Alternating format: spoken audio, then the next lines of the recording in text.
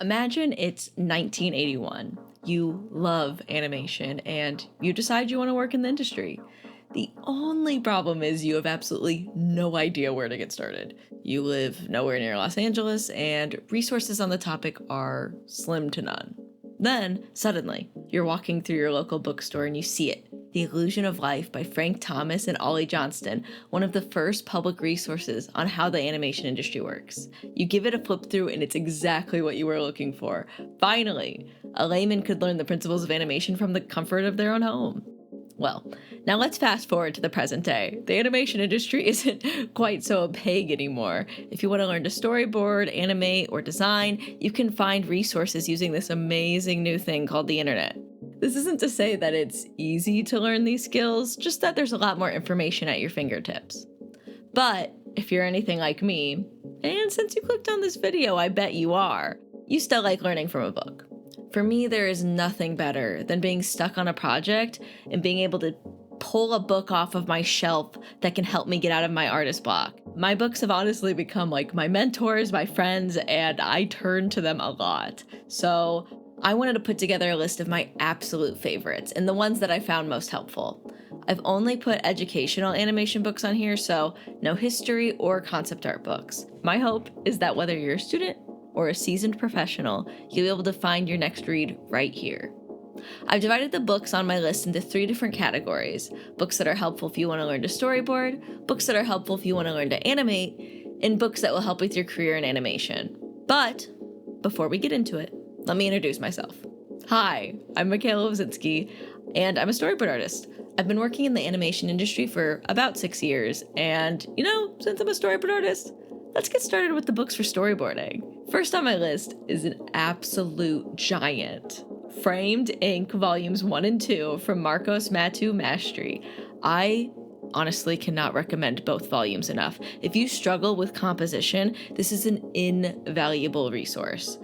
While it does have a lot of lessons that are geared towards comics or illustrations, a lot of those exact same principles also apply to filmmaking. I honestly reread Volume 1 probably like once a year because it's a really, really great refresher on basic principles, and it's able to break really complicated topics into these easily digestible chunks that just are such a good thing to remind myself of over and over. This book may look text light and picture heavy, but I promise you the text is dense with amazing information. You'll honestly struggle to find another set of books so packed with aha moments.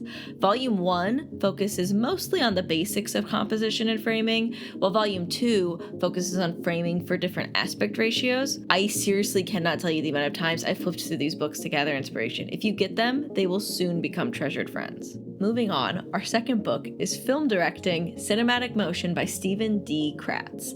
This book is technically for live action productions, but I found it completely eye-opening. I'd originally purchased it for a college course where we literally never used it, but when I picked it up a few years after graduating, I was in love. And, since it's mainly for live action, there will probably be sections that you may find unhelpful, but there's so much gold hidden between the pages that I really do think it's worth your time.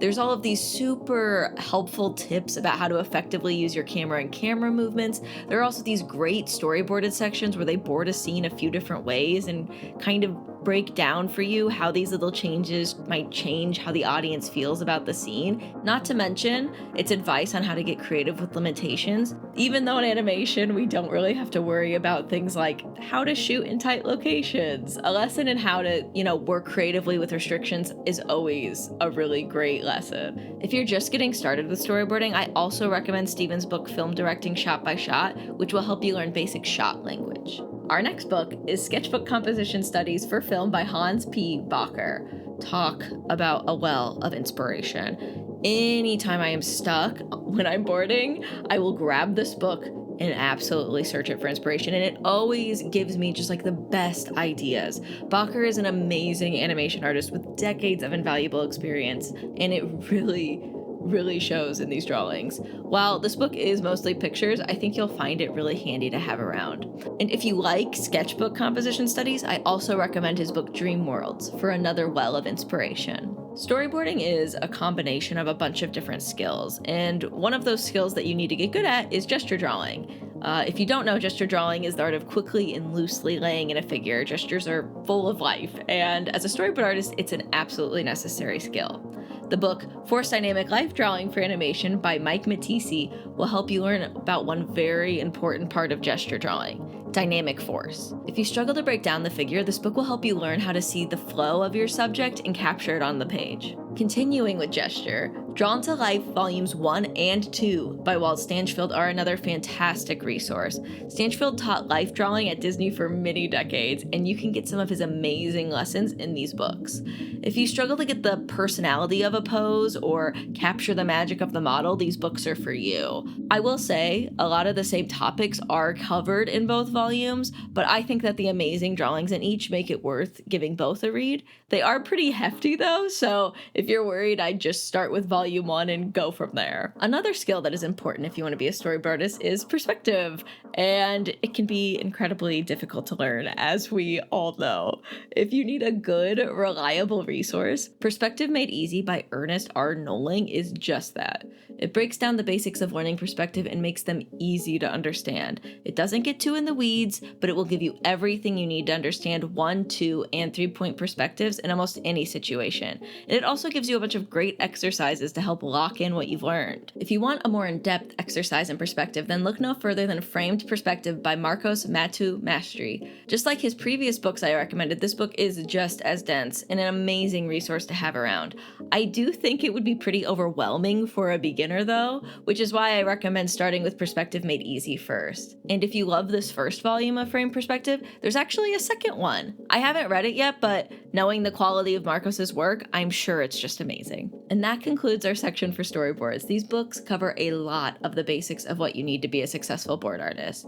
If you're a little bit more interested in seeing what storyboards from projects you like look like, there are a lot of books dedicated to just boards from various movies, not to mention that a lot of animation concept art books will feature a few board sequences. So, just get out there and explore. Our next section is all about books on animation. While I don't animate nearly as much as I storyboard, here are the books that I found helpful.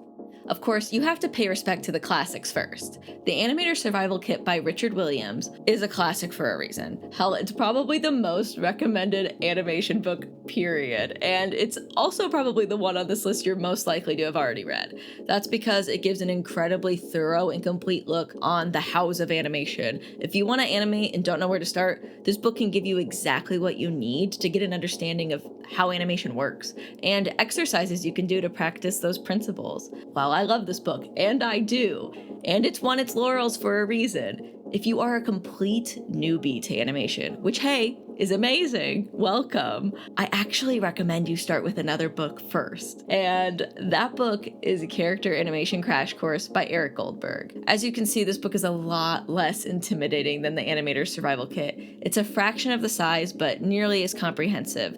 The main reason I recommended this book first is that it's a little bit more concise. I think if you're completely new to the principles of animation, this book does a slightly better job of being an introduction point. It quickly and simply lays out the basics. So I recommend starting here, then going to the Animator Survival Kit for a more in-depth and complete look. Our next book is Acting for Animation by Ed Hooks.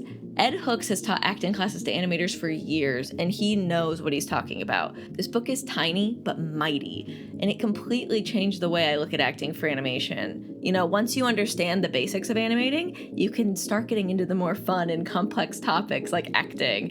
Animators are actors, simply put, and this book will help you learn how to build your acting toolkit. As you can see here, I have the 4th edition, but as of 2023, there's a 5th edition. I recommend picking up the latest. Another tricky subject when it comes to animating is timing. Timing can easily make or break your animation. So if you struggle with it, look no further than Timing for Animation by Harold Whittaker.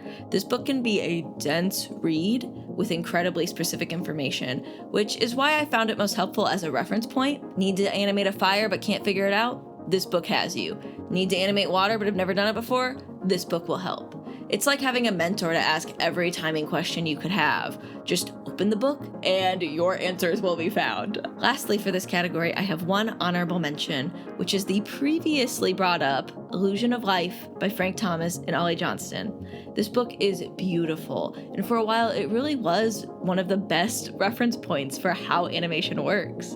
But with the other books that are now on this list, I find Illusion of Life is a lot less focused as a resource for learning how to animate. However, if you're interested in the amazing careers of two of Disney's 9 old men and what it was like to work at the studio over like the many decades of, amazing films, this is a really fun read and is definitely worth your time. And just like that, we're on our last category, career insights. Making a career in animation is incredibly challenging, and as many of you know, it only seems to get harder all of the time. Following artists you admire, looking at their portfolios, and even reaching out for advice are a few of the great resources that, only the internet lets us have. But there are a couple of books I've read that also feature great advice. The first is I Moved to LA to Work in Animation by Natalie Newgradt. When I read this book, I had already moved to LA and was working in animation, so there wasn't much in there that was a huge surprise to me. But if I had read this book when I was a student who wanted to make the move to Los Angeles, it would have made a world of difference. This was a quick and fun read, and it's packed with a bunch of great tips. The only thing I want to stress is a reminder that everybody is on different timelines. There's a page where Natalie talks about applying for 28 positions before she landed her first animation job, and my reaction to that was, seriously, only 28? Because the job market has already changed so much in just the, few years between when this was released and when I read it and between now. And I know many people, myself included, who have applied to hundreds and hundreds of positions before even getting one interview or test. So, just know everybody has their own pace and your journey is your own. But getting back on page, this book really is worth your time if you're aspiring to work in animation or live in Los Angeles. And it doesn't hurt that the artwork is wonderful to look at. Next is Your Career in Animation by Daniel B. Levy. The newest version is from 2021, so the advice is fairly current and extremely helpful. Levy has had an interesting career path, starting in New York, then moving to Los Angeles. There's a lot of advice here for artists who want to work in animation but don't want to live in an animation hub like Los Angeles or Atlanta, as well as great advice for how to network, maintain relationships, and navigate hard career transitions. I actually read this a few years into working and still found a lot of great tidbits, so I would recommend this for students or working professionals. My next book is Draw Stronger by Kiorta Wilberg. If you want to have a long career in animation, turns out sitting all the time, hunched over a computer, is not the best way for your body to be. And so, it turns out, working in this industry can actually be very hard on your body, and you got to take care of it like you're an athlete. And this book will help provide the resources you need to know how to stretch and keep yourself being able to draw for many, many years to come. So this is definitely a very important read for a long-term career. The last book on this list is not about career advice. I don't really have a category to put this one, but wanted to give it a shout out. So the last book we're going to talk about is Sketching for Animation by Peter Parr. This book is a reminder to all artists that your sketchbook can be your greatest ally, something I'm honestly constantly having to remind myself. Sometimes, when you love drawing and you make it your career, it can make that activity you once loved feel, tedious. And one day you may realize you aren't as in love with it as you used to be.